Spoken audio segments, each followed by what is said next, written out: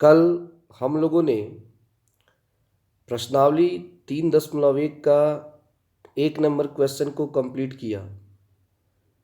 आज हम लोग इसके 2 नंबर और 3 नंबर सवाल को कंप्लीट करेंगे। तो चलिए 2 नंबर सवाल को हम देखते हैं। सवाल है कि क्रिकेट टीम के एक कोच ने 3900 रुपये में 3 बल्ले तथा 6 गेंदें खरीदी। मतलब क्रिकेट के बारे में तो आप लोग जानते ही होंगे, देखते होंगे। तो हर क्रिकेट टीम का एक कोच होता है। कोच का अर्थ होता है कि जो खिलाड़ियों को मतलब क्रिकेट खेलने का तरीका बताता है कि कैसे क्रिकेट खेलना है। यानी उसका जो ट्रेनर होता है, मास्टर होता है, उसे कोच बोलते हैं। तो उस कोच ने 3900 रुपये में 3 बल्ले तथा 6 गेंदें खरीदी। बल्ला का अर्थ होता है, इसको अंग्रेजी में हम लोग बैट बोलते हैं और गेंद को बॉल बोलते हैं। क्योंकि ज़्यादा लोग बल्ला नहीं समझते हैं, बैट समझते हैं। तो उसने 3900 रुपये में टोटल कितना रुपया दिया? 3900 रुपये। उसमें उसने 3 बैट और 6 गेंद खरीदा। ठीक है। बाद में उसने एक बल्ला, एक और बल्ला तथा उसी प्रकार की 2 गेंदें 1300 रुपये में खरीदी। मतलब बाद में चलकर मतलब उसी टाइप का वही बैट, वही गेंद, वो एक और खरीदता है, एक बैट और 2 गेंद। तब वो देता है दुकानदार को 1300 रुपये। इस स्थिति को बीजगणितीय तथा ज्यामितीय रूपों में व्यक्त कीजिए। अब इसका आप क्या करना है कि 2 समीकरण निकालना है, उसको हल करना है, यानी बीजगणितीय तरीका दिखाना है और उसके बाद उसका ग्राफ बनाना है। तो देखिए इसमें 2 चीज़ है, एक है बल्ला और दूसरा है गेंद। और दोनों का रेट हमें पता नहीं है, लेकिन इतना पता है कि सब मिला के कितना में खरीदा गया है। तो हम क्या करेंगे कि बल्ले वाले को मान लेंगे कि बल्ले का जो मूल्य है वो x रुपया है और गेंद का जो मूल्य है वो y रुपया है। बल्ले की कीमत क्या है जी? x रुपया और गेंद की कीमत y रुपया। और पहले वाले कंडीशन में दोनों को जोड़कर टोटल कितना रुपया दिया गया है? तो 3900 रुपया दिया गया। तो यहाँ पे आप देख सकते हैं, माना बल्ले की कीमत बराबर x रुपया तथा गेंद की कीमत बराबर y रुपया। बल्ले की कीमत x रुपया और गेंद की कीमत y रुपया। तो उसके बाद हम लोग क्या लिखते हैं जी? प्रश्न से क्या लिखा जाता है? प्रश्न से मैंने यहाँ पे लिखा है 3x प्लस 6y, मतलब 3x प्लस 6y बराबर 3900। उसे हमने समीकरण 1 माना है। और 2 नंबर पे है x प्लस 2y बराबर 1300, जिसे हमने समीकरण 2 माना है। क्लियर? 3x प्लस 6y बराबर 3900 और x प्लस 2y बराबर 1300, ये समीकरण 2। आखिर ये समीकरण कैसे बना? तो चलिए इसके बारे में बताए थे हम। जैसा कि शुरू में हमने ये पढ़ा कि x जो है वो बल्ले की कीमत है और y जो है वो बॉल की कीमत है। तो पहली बार जब कोच दुकानदार के पास जाता है तो वो कितना बल्ला खरीदता है? तो 3 ठो। तो ये 3x और 6 ठो बॉल खरीदता है। कितना बॉल खरीदता है जी? 6। टोटल मिला देता है। रेट जब जैसे कि हम दुकानदार के यहाँ जाते हैं कोई सामान खरीदने, तो मान लीजिए हम 3 किलो चीनी लेते हैं, 6 किलो प्याज ले लेते हैं, तो दुकानदार क्या करता है? दोनों का दाम आपस में जोड़ता है। दोनों का दाम आपस में जोड़ता है कि घटा देगा? जोड़ेगा। तो जोड़कर टोटल बताता है दुकानदार 3900 रुपया, और उसे हमने समीकरण 1 मान लिया। फिर कुछ दिन के बाद कोच दुकानदार के पास जाता है और कहता है कि एक बैट और दे दो और 2 गेंद, यानी कि एक एक्स और 2y, यानी y जो है वो बॉल है, तो 2 ठो बॉल दे दो और एक बैट दे दो। तो दुकानदार बताता है कि टोटल इसका रेट कितना? 1300। समीकरण 2 मान ली। तो पता चला कि समीकरण 1 और समीकरण 2 कैसे आया। यानी x जो है पहली बार में, यानी जो बैट है वो 3 ठो है और बॉल है वो 6 ठो है, और टोटल रुपया उसका दाम कितना? 3900। उसके बाद 2 नंबर कंडीशन पे ये है कि x जो है, यानी कि एक ठो बैट, यहाँ पे कोई अंक नहीं तो एक है, और 2 ठो बॉल, वो कितना का है? 1300 रुपये का। इसको हमने समीकरण 2 मान ली। अब इसको कल की तरह 1 नंबर सवाल की तरह सॉल्व कर देंगे और उसका ग्राफ खींच देंगे। ठीक है,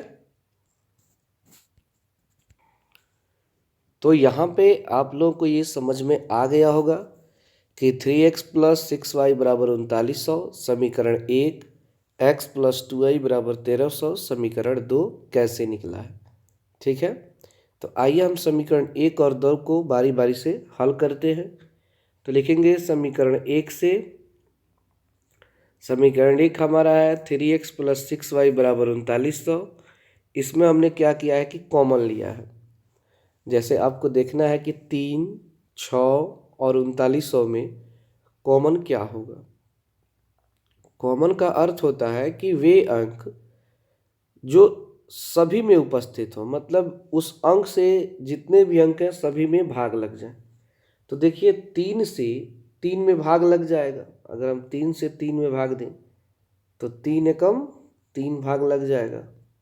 3 से 6 में भाग दें तो 3 दूना 6 भी हो जाएगा, और 3 से 3900 में भाग दें तो 3 एकम तो 13 तिहाई 39, तो 13 तिहाई 39 से 39 कट गया और 2 जीरो है तो यहाँ पे 2 जीरो, यानी ये भी पूरा पूरा कट जाएगा। तो हम देख क्या रहे हैं कि 3 के पहाड़ में 3 भी आ रहा है, 6 भी आ रहा है और 3900 भी आ रहा है। 1300 मर्द में, कितना मर्द में? 1300 मर्द में। तो 3 से हम जब कॉमन ले लेंगे तो यहाँ पे 3 ये निकल जाएगा, तो यहाँ पे केवल x बचेगा, तो यहाँ पे x लिख दिए।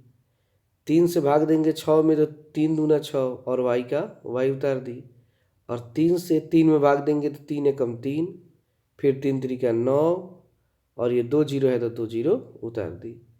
तो ये कितना आ गया जी? x + 2y = 1300। x + 2y = 1300। ठीक है, अब देखिए हमने क्या किया है कि पहली बार x = 300 माना है। x बराबर कितना माना है जी? 300 माना है। तो हम क्या करेंगे कि यहाँ पे आप देख लीजिए, यहाँ पे x है तो हम x की जगह कितना रखेंगे? 300 रख देंगे। फिर प्लस है तो प्लस, 2y है तो 2y का हम 2y रख दिए, बराबर में 1300 है तो इधर भी 1300। समझ रहे हैं बात को? एक बार और समझेंगे। यहाँ पे x है तो हमने x का मान 300 माना है, तो यहाँ पे 300। 2y है तो 2y उतार दिए, 1300 का 1300 उतार दिए। क्लियर? अब देखिए क्या करना है। प्लस में 300 है, बराबर किधर आएगा तो माइनस हो जाएगा, तो इधर केवल 2y बच जाएगा। ये प्लस में आप देख रहे हो ना 300, तो यहाँ के जब इस साइड में आएगा तो ये क्या हो जाएगा? ये माइनस में बदल जाएगा, और इधर केवल 2y है तो 2y उतार देंगे, और ये 1300 तो पहले से इसमें, तो 1300 - 300 कर देंगे। ठीक है, और 1300 से अगर 300 घटाते हैं तो कितना आएगा जी? 1000 आएगा। कितना आएगा? 1000। उसके बाद 2y = 1000 आ गया, और 2 गुणा में है 2 गुणा में है तो ये 2 कहाँ चला जाएगा जी, बटा में चला आएगा। और 1000 से जब 2 से 1000 में भाग देंगे तो कितना आएगा, 500, क्योंकि 1000 का आधा कितना होता है जी, 500 होता है। हम 1000 का आधा कर देंगे तो ये 500 आएगा। ठीक है, तो y का मान 500। तो हमने क्या देखा जी कि अगर हम x का मान 300 रखते हैं तो y का मान 500 आता है पहले कंडीशन में। उसी प्रकार जब x बराबर 100 रखते हैं, x बराबर 100 रखेंगे, जब x बराबर 100 रखेंगे तो हम क्या करेंगे कि पहले तो समीकरण उतार देंगे कि x + 2y बराबर 1300, ये हमारा समीकरण हो गया। तो हम इस x की जगह 100 लिखेंगे, फिर 2y है तो 2y लिखेंगे, और 1300 है तो 1300 उतार देंगे। ठीक है, यानी कि जब हम x बराबर क्या माने हैं जी, 100 माने हैं, तो यहाँ पे x की जगह 100 लिख देंगे, 2y का 2y लिख देंगे, और 1300 का 1300 लिख देंगे। ठीक है, अब क्या करेंगे कि प्लस में जो 100 है वो बराबर के इधर आएगा तो क्या होगा जी, माइनस हो जाएगा। ये जो प्लस में 100 है वो बराबर के अगर इधर हम भेजते हैं तो पहले से 1300 इधर है तो हम ये 1300 का 1300 उतार दिए, और प्लस में जो 100 है वो बराबर के इधर आकर माइनस हो गया है, और इधर आपका केवल 2y बचा है तो आपने 2y उतार दिए। तो 2y का फिर से 2y, और 1300 में से 100 घटाएंगे तो कितना आएगा, 1200 आएगा। 1300 में से 100 घटा देंगे तो कितना आएगा जी, 1200। और ये जो आप देख रहे हो 2 गुणा में है तो कहाँ जाएगा, ये बटा में आ गया है। तो 2 से जब 1200 में भाग देंगे तो 1200 का आधा कितना होगा, 600 होगा। तो y का मान कितना आ गया, 600 आ गया। कब, जब आपने x का मान 100 रखा। तब जब 2 हल कर लिए तो हम चाहे तो 3 हल भी कर सकते हैं ग्राफ के लिए, 4 हल भी कर सकते हैं, लेकिन 2 से काम चल जाता है अच्छे तरीके से। तो 2 हल निकाल कर ही छोड़ देते हैं क्योंकि सवाल ऐसे ही लंबा हो जाता है ये। अब देखिए यहाँ पे एक आपको सारणी बनाना है कल की तरह, और सारणी में क्या दिखाना है कि सबसे फर्स्ट में आपने x का मान 300 माना था। क्या माना था, 300। किसका मान, x का मान। तो y का मान कितना आया था, 100 आया था। कितना जी, 100 नहीं, सॉरी, x का मान 300 माने थे तो y का मान 500 आया था। y का मान 500, ये y का मान है। फिर आपने x का मान 100 माना तो y का मान अभी कितना आया, 600 आया। यानी 2 बार में आपने इस सवाल को सॉल्व किया। यानी कि पहली बार आपको x का मान 300 माने तो ये 500 आया, यहाँ पे 100 माने तो यहाँ पे 600 आया।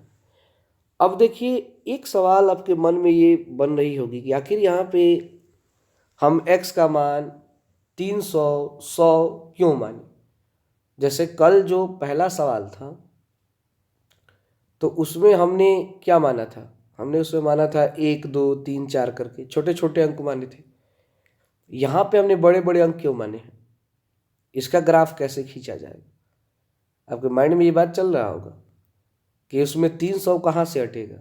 तो देखिए वो जो सवाल था कल वाला वो बराबर के बाद नॉर्मल से अंक थे, जैसे 10 20 30 40 थे, ऐसे अंक थे, तो हमने नॉर्मल अंक ही माने। लेकिन इसमें देखिए समीकरण में 3900 1300 इस टाइप से है, ये बड़े बड़े अंक हैं तो आपको बड़े बड़े अंक मानना चाहिए। जब बड़े बड़े होंगे तो उनका बड़े बड़ा अंक भी माना जाता है। रही बात ग्राफ कैसे खींची जाएगी, तो उसमें जो हम वर्ग अंतराल देते थे वो देते थे 1 2 3 4 करके देते थे। कितना देते थे जी, 1 2 3 4 5 6 7 8 9, 9 तक देते थे ऐसे। इसमें हम क्या करेंगे, इसमें हम देंगे 100 200 300 400 500 600 700। देखिए सबसे बड़ा 600 है तो 600 बस हो गया।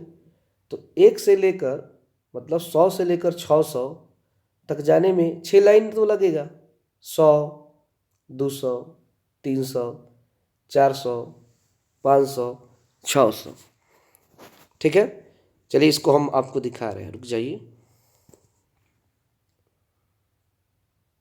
यहाँ पे आप देख सकते हो ये आपने ग्राफ खींचा y अक्ष, ये आपने खींचा x अक्ष।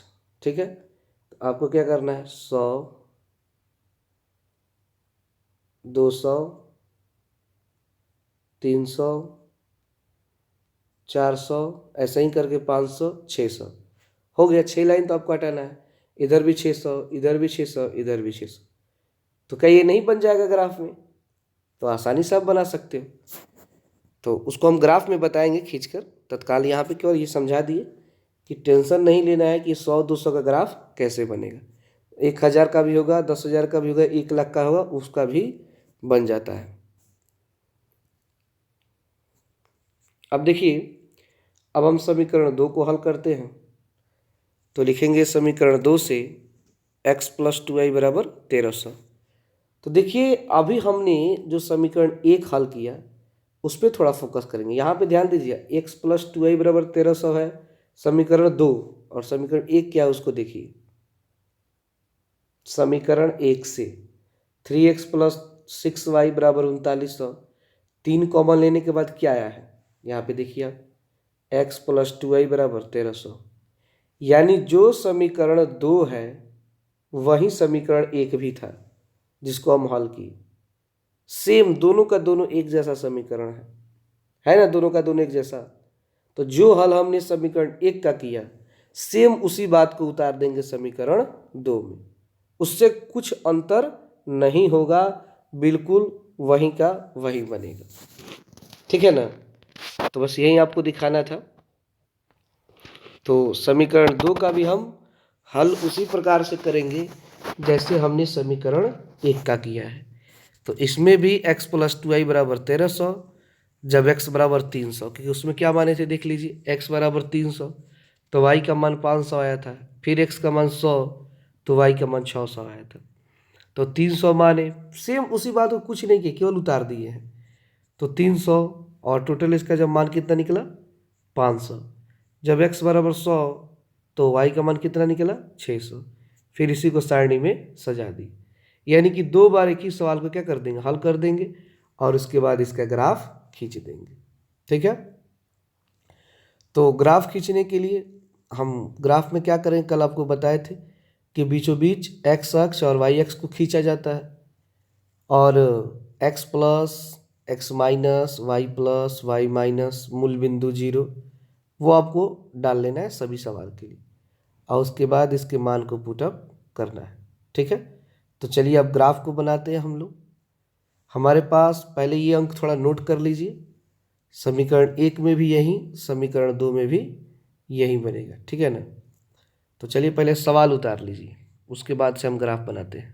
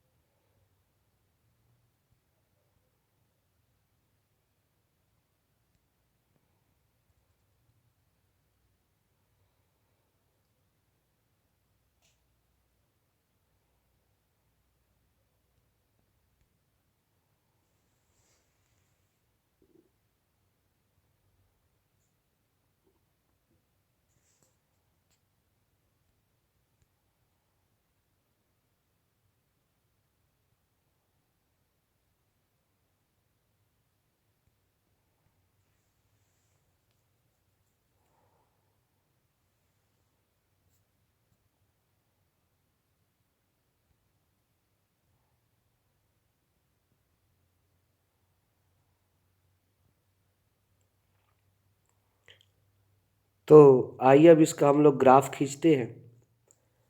और सबसे पहले आप ग्राफ का कॉपी निकाल कर जैसे जैसे हम इसमें बना रहे हैं वैसे वैसे आप लोग भी बनाइए। ठीक है? सबसे पहले आप ग्राफ में बीचों बीच ऊपर से नीचे की ओर एक लाइन खींचिए, सीधा। ऊपर वाले को y प्लस और नीचे वाले को y माइनस, और फिर से इसको आपको खींचना है एक बीचों बीच लाइन,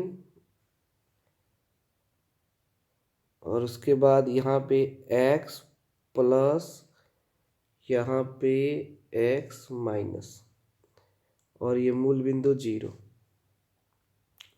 इतना बनाइए तो पहले।